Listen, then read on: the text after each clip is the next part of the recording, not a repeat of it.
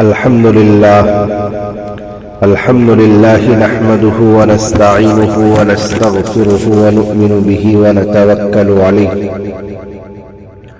ونعوذ بالله من شرور أنفسنا ومن سيئات أعمالنا ونشهد أن لا إله إلا الله وحده لا شريك له ولا نظير له ولا وزير له ولا مشير له ولا معين له وصل على سيد الرسل وخاتم الأنبياء المبعوث إلى كافة للناس بشيرا ونذيرا وداعيا إلى الله بإذنه وسراجا منيرا. أما بعد فأعوذ بالله من الشيطان الرجيم. بسم الله الرحمن الرحيم. وإذ أخذ ربك من بني آدم من ظهورهم ذريتهم وأشهدهم على أنفسهم وقال النبي صلى الله عليه وسلم الدنيا سجن المؤمنين وجنة الكافر. وقال في موضع آخر كن في الدنيا كأنك غريب أو عابر سبيل. اللهم صل على سيدنا محمد وعلى آل سيدنا محمد وبارك وسلم. فکر منزل کی ہو گئی ان کا گزرنا دیکھ کر، فکر منزل کی ہو گئی ان کا گزرنا دیکھ کر، زندہ دل میں ہو گیا اوروں کا مرنا دیکھ کر. کیا دل لگائے گلشن عالم ہے بے ثبات، کیا دل لگائے گلشن عالم ہے بے ثبات. آئے ہیں 4 دن کے لیے اس چمن میں ہم، نہ ہم ہوں گے نہ تم ہوگے کسی دن، نہ ہم ہوں گے نہ تم ہوگے کسی دن. زمیں کہتی ہے رو رو کر آسماں سے،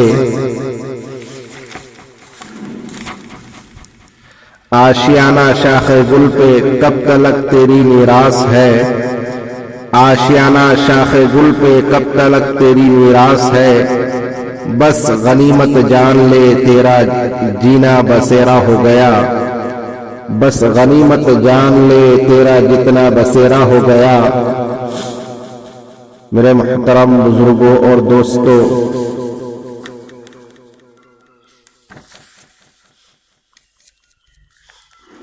ابھی جو آیت کریمہ میں نے آپ حضرات کے سامنے تلاوت کی ہے، اس کی تشریح اور وضاحت جناب نبی کریم صلی اللہ علیہ وسلم کی اس حدیث شریف سے ہوتی ہے جس میں ارشاد فرمایا جناب نبی کریم صلی اللہ علیہ وسلم نے کہ اللہ رب العزت نے جب سب سے پہلے انسان حضرت آدم علیہ السلام کو پیدا فرمایا اور پیدا کرنے کے بعد جب اپنا دائنا ہاتھ حضرت آدم علیہ السلام کی دائنی پشت پر پھیرا تو اس سے بے شمار چمکدار نورانی چہروں والی روحیں پیدا ہوئی. یہ نورانی چہروں والی روحیں ان مسلمان مومنوں کی تھی جو قیامت تک پیدا ہونے والے تھے. پھر اللہ رب العزت نے اپنا بایاں ہاتھ حضرت آدم علیہ السلام کے بائیں پشت پر پھیرا تو اس سے بے شمار سیاہ چہروں والی روحیں پیدا ہوئی. یہ بے شمار سیاہ چہروں والی روحیں ان کافروں اور منافقوں کی تھی جو قیامت تک پیدا ہونے والے تھے. پھر اللہ رب العزت نے ان تمام روحوں کو ایک جگہ جمع فرما دیا. اس جگہ کو عالم ارواح کہا جاتا ہے. پھر یہی روحیں عالم ارواح سے منتقل ہو کر رحم مادر یعنی ماں کے پیٹ میں آتی ہے اور پھر یہی روح وہاں سے 8-9 مہینے میں دنیاوی جسم حاصل کرنے کے بعد بشکل انسان اس دنیا میں منتقل ہو جاتی ہے. پھر یہ انسان اس دنیا میں اپنی مختصر سی 80 سالہ زندگی گزار کر عالم برزخ یعنی قبر میں منتقل ہو جاتا ہے. پھر وہاں سے میدان حشر میں، پھر وہاں سے پل صراط کے ذریعے اس کا جو اصل ٹھکانہ جنت یا جہنم ہوگا اس میں منتقل ہو جائے گا. میرے دوستو، انسانی زندگی ان تمام مرحلوں پر غور کرنے سے یہی معلوم ہوتا ہے کہ یہ دنیا انسانوں کا اصل ٹھکانہ اور اصل منزل نہیں ہے. جیسے مختلف قسم کی سواریاں، جہاز، ٹرین اور بسیں مسافر کے لیے اصل منزل اور اصل ٹھکانہ نہیں ہوا کرتی ہے، ایسے ہی یہ دنیا انسانوں کے لیے اصل منزل نہیں ہے۔ میرے دوستو، اس دنیا میں ہر انسان ایک مسافر کی طرح ہے، اور یہ دنیا چلتی ہوئی سواری کی طرح ہے کہ ایک مسافر اپنی جگہ چھوڑ کر اترتا ہے کہ فوراً دوسرا اس کی جگہ پر بیٹھ جاتا ہے، اس کی جگہ لے لیتا ہے۔ ایسے ہی ایک انسان اس دنیا سے رخصت ہو جاتا ہے کہ دوسرا اس کی جگہ فوراً لے لیتا ہے، کوئی دوسرا اس کا جانشین اور خلیفہ اور نائب بن جاتا ہے۔ تو میں یہ عرض کر رہا تھا کہ انسان کی پہلی منزل عالم ارواح ہے، اور آخرت منزل جنت یا جہنم ہے۔ اس سفر کے دوران مختلف اسٹیشنوں پر خاص مقصد کے لیے ٹھہر جاتا ہے۔ جیسے ٹرین میں ہم اور آپ سفر کرتے ہیں کہ ایک مقام سے نکل کر جب دوسرے مقام پر جاتی ہے تو وہ راستہ میں مختلف اسٹیشنوں پر مختلف ضرورتوں کے لیے مختصر سے وقت کے لیے رکتی ہے اور پھر اپنی منزل پر پہنچ جاتی ہے۔ بالکل اسی طرح انسان کی زندگی بھی سفر پر ہے، اور وہ اپنی منزل تک پہنچنے کے لیے مختلف جگہوں پر، مختلف اسٹیشنوں پر مختصر سے وقت کے لیے رکتا ہے اور ٹھہرتا ہے۔ انسان کا اسٹیشن باپ کی پشت اور ماں کا پیٹ ہے، دنیا اور قبر کا پیٹ ہے، میدان حشر اور پل صراط کا پیٹ ہے۔ پھر انسان ان مختلف اسٹیشنوں سے گزرتا ہوا اپنی اصل منزل اور اصل ٹھکانہ جنت یا جہنم میں پہنچ جاتا ہے۔ تو معلوم ہوا کہ ہر انسان اس دنیا میں ایک سفر پر ہے۔ جب ہر انسان اس دنیا میں ایک سفر پر ہے تو پھر اس کے سفر کا کوئی نہ کوئی مقصد ضرور ہوگا، کیونکہ کوئی بھی عقل مند آدمی بغیر مقصد کے سفر نہیں کرتا۔ ایک آدمی ٹرین سے سفر کر رہا ہے، اس سے پوچھا جائے کہاں اترنا ہے یا کہاں جا رہے ہو، اگر وہ کہے مجھے معلوم نہیں تو لوگ کہیں گے بڑا بیوقوف ہے، بے عقل آدمی ہے۔ میرے دوستو، بالکل اسی طرح سے آج اگر ہم عام انسانوں کی زندگی پر غور کریں، ان کی زندگیوں کا ایک سرسری جائزہ لیں، تو ہمیں صاف طور پر نظر آئے گا کہ اس دنیا کے اکثر لوگ اپنی زندگیوں کے سفر کا مقصد جانے بغیر زندگی گزار رہے ہیں۔ چنانچہ اگر آپ لوگوں سے یہ سوال کریں کہ آپ اس دنیا میں کہاں سے آئے ہیں، آپ اس دنیا میں کیوں آئے ہیں، آپ اپنی زندگی ختم ہو جانے کے بعد کہاں جائیں گے، تو اکثر لوگوں کا یہی جواب معلوم ہوگا۔ جبکہ یہی انسان اگر تاجر ہے تو اس کو اپنی دکان جانے کا مقصد معلوم ہے، اگر ملازم ہے تو اس کو اپنے آفس اور کارخانہ پر جانے کا مقصد معلوم ہے، اگر تعلیم حاصل کرنے والا طالب علم یا ٹیچر ہے تو اس کے اسکول اور مدرسہ جانے کا مقصد اور کالج جانے کا مقصد اس کو معلوم ہے، اگر مسافر ہے تو اس کو اپنے سفر کا مقصد معلوم ہے۔ مگر افسوس، صد افسوس، آج اگر معلوم نہیں تو اس کو اپنی زندگی کا مقصد معلوم نہیں۔ جبکہ یہی انسان اگر کسی باہر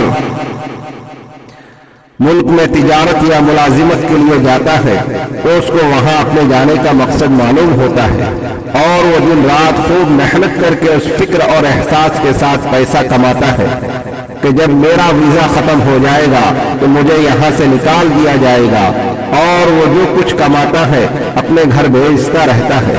اب ایسے میں اگر کوئی اس سے کہے کہ آپ اتنی پریشانی اور مشقت کیوں اٹھا رہے ہیں، یہی ایک عالیشان مکان، عالیشان بنگلہ، عالیشان کوٹھی خرید لیجئے، ہر قسم کے عیش و آرام کے سامان جمع کر لیجئے، آرام کی زندگی گزاریے، آرام کی زندگی بسر کیجئے، تو وہ آدمی اس آدمی سے یہی کہے گا کہ بھائی میرا یہ اصلی وطن نہیں ہے، مجھے یہاں پر صرف مختصر سی مدت ٹھہرنے کی اجازت دی گئی ہے، جب میرا ویزا ختم ہو جائے گا تو مجھے یہاں سے نکال دیا جائے گا، میں اپنی محنت و مشقت کی گاڑیاں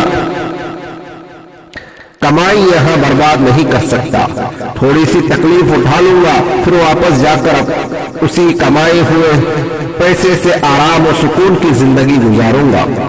میرے دوستو، بالکل اسی طرح سے ہر انسان اس دنیا میں مختصر سے وقت میں آخرت کی تیاری کے لیے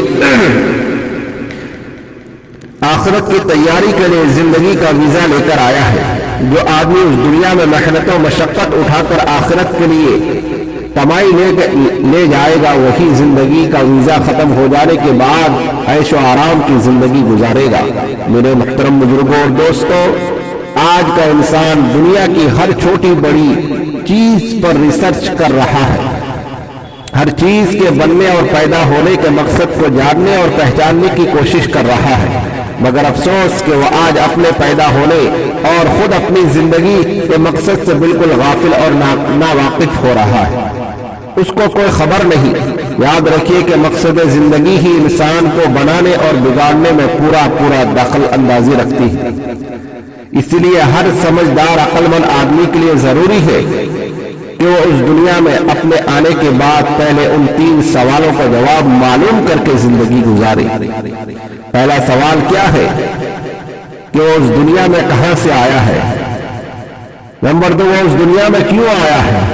نمبر 3، مرنے کے بعد اس کو کہاں جانا ہے؟ ایک وقت تھا وہ نہیں تھا، ایک وقت آئے گا وہ نہیں رہے گا، ایک وقت تھا کہ اس کے باپ دادا تھے وہ نہیں تھا، اور ایک وقت ایسا آئے گا کہ اس کے آنے والی نسلیں ہوں گی اور وہ نہیں ہوگا۔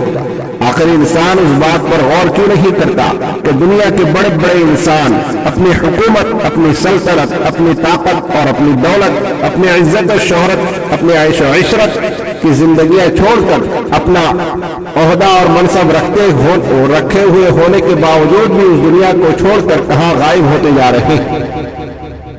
آخر انسان اس بات پر غور کیوں نہیں کرتا کہ اللہ رب العزت نے اس زمین، اس آسمان، اس چاند، اس سورج، ستاروں، پہاڑوں، سمندروں، دریاؤں، صحراؤں اور جنگلوں میں سے ہر ایک کو کسی نہ کسی خاص کام اور مقصد کے لیے پیدا کیا ہے؟ تو پھر وہ انسان جو تمام کائنات میں ہر چیز سے افضل اور اشرف ہے، اس کو کیوں پیدا کیا گیا؟ آخر انسان اس بات پر بھی غور کیوں نہیں کرتا کہ اس دنیا میں ہر انسان خود پیدا ہوا یا اس کو کسی نے پیدا کیا؟ آخر انسان اس بات پر غور کیوں نہیں کرتا کہ انسان اس دنیا میں خود بخود مرتا ہے یا اس کو کوئی مارتا ہے؟ میرے دوستوں، حقیقت تو یہ ہے کہ اس دنیا میں انسان نہ تو خود بخود پیدا ہوتا ہے اور نہ تو خود بخود مرتا ہے، بلکہ اس دنیا میں ہر انسان آنے پر بھی مجبور ہے اور اس دنیا سے جانے پر بھی مجبور ہے۔ جب ہر انسان اس دنیا میں آنے پر مجبور ہے تو پھر آیا کیوں ہے، اور جانے پر مجبور ہے تو جاتا کیوں ہے؟ اسی چیز کو اللہ رب العزت نے قرآن کریم میں ارشاد فرمایا کہ وَمَا خَلَقْتُ الْجِنَّ وَالْإِنسَ إِلَّا لِيَعْبُدُونِ، ہم نے انسان اور جنات کو صرف اور صرف اپنی عبادت و بندگی کے لیے پیدا فرمایا ہے۔ تو معلوم یہ ہوا کہ اس دنیا میں انسان کے آنے کا مقصد صرف اور صرف اللہ رب العزت کی بندگی ہے۔